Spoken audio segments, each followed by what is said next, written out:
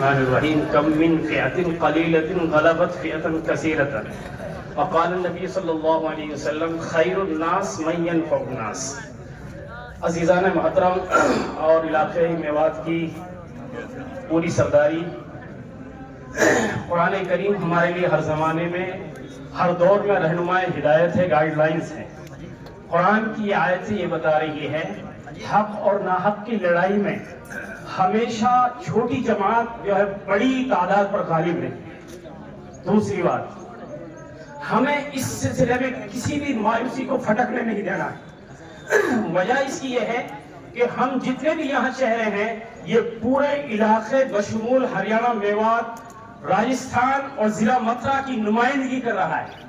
جو میوات سنگھرش سمیتی ہے وہ متحدہ میوات یعنی میوات سیوک سنگھرش سمیتی کا مطلب یہ ہے کہ جتنا ہمارا علاقہ میوات آج جغرافیائی طور سے موجود ہے، اس کے یہ تمام فکر مند احباب ریپرزنٹیشن کر رہے ہیں، نمائندگی کر رہے ہیں۔ اس لیے ہم پوری قوم، پوری علاقے کی نمائندگی کر رہے ہیں، اس طرح جس طرح ایک چنا ہوا نمائندہ صرف لاکھوں ووٹر اس کے پیچھے ہوتے ہیں، وہ اسمبلی میں آپ کی ایک فرد کی حیثیت سے نمائندگی کر رہا ہے۔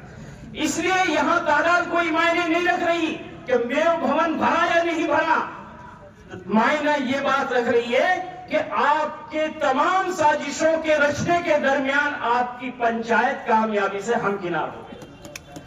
دوسری بات، یہ کام اور یہ عمل شریعت کی نظر میں کیا ہے؟ حدیث میں بتایا گیا خیر الناس من ينفع الناس، بہترین انسان وہ ہے جو انسانیت کے لیے کام آئے۔ آپ اس کام کو، اس عمل کو، اس جدوجہد کو، اس سنگھرش کو عبادت کی نظر سے دیکھیے۔ کیوں؟ کیونکہ یہ لڑائی بہت بڑی لڑائی ہے، اور ایک مشہور مقولہ ہے کہ اگر انسان غلطی کر دیتا ہے تو خدا معاف کر دیتا ہے، اگر انسان کے لیے غلطی کر دیتا تو انسان بھی معاف کر دیتا ہے، لیکن اگر انسان کا فیصلہ غلط ہو گیا ہے تو وہ فیصلہ انسان کو کبھی معاف نہیں کرے گا۔ اس لیے ہم ایسی غلطی نہ کریں جو فیصلہ ہماری صدیوں کے لیے ہمیں پچھتانے پر مجبور کرے۔ ہمیں یہ لڑائی کس طرح لڑنی ہے، اس پوائنٹ پہ آنا ہے۔ یہ لڑائی ہمیں تین محاذ پر لڑنی ہے۔ سب سے پہلے ہمیں یہ لڑائی سڑکوں پر لڑنی ہے، مہاسبھاؤں کے ذریعے سے لڑنی ہے، نکڑ سبھاؤں کے ذریعے سے لڑنی ہے، ہمیں یہ لڑائی پنچایتوں کے ذریعے سے لڑنی ہے، ہمیں یہ لڑائی گاؤں کی گلی کوچے۔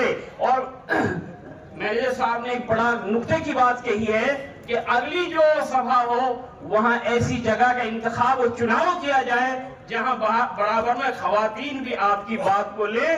جب یہ بات چولہے تک جائے گی وہ آپ کی پوری فیملی کو کنونس کرے گی، کیونکہ یہ ایک کہاوت بھی ہے العیال سقف العمل، کہ گھر کا ماحول جو ہے ذمہ دار کے عمل کو کھا جاتا ہے۔ اس لیے جب گھر میں آپ کی چنگاری پہنچ جائے گی تو پورا علاقہ کنونس ہو جائے گا۔ تو میں یہ عرض کر رہا ہوں، یہ تین محاذ پر لڑنے کی ایک سڑک پہ۔ دوسری، ہمارے سیاسی، سماجی اور مذہبی نمائندوں کی ایک فکر ہونی چاہیے۔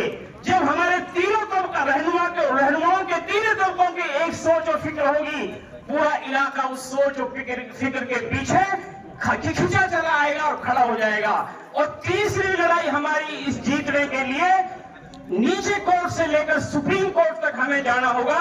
ان تین بندوؤں کو سامنے رکھتے ہوئے ہمیں یہ لڑائی لڑنی ہے۔ میں آگے یہ عرض کر دوں، ہمارا گاؤں نائن انگلا، میں اس سے الگ جا کر بسا ہوں، 500 کلومیٹر باہر رہ کے نہیں، لیکن فیکٹری جو آپریشنل فیکٹری ہے سیدھی ہمارے جو ہے ٹارگیٹ کر رہی ہے ہمارے گاؤں کو۔ اور جو میرے کھیت ہے، میرا رقبہ ہے، اس کے آس پاس کے لوگوں نے زمین کرائے پہ دے دی ہے۔ میری فصل ابھی جب اوور فلو ہوا تھا، جلال پور کے روڈ میں پانی چلا گیا تھا کیمیکل شدہ، تو میری فصل تباہ ہو گئی ہے۔ اس لیے بھائی یہ تو ایک مثال ہے، یہ سب معاملہ سب کے ساتھ ہونے والا ہے۔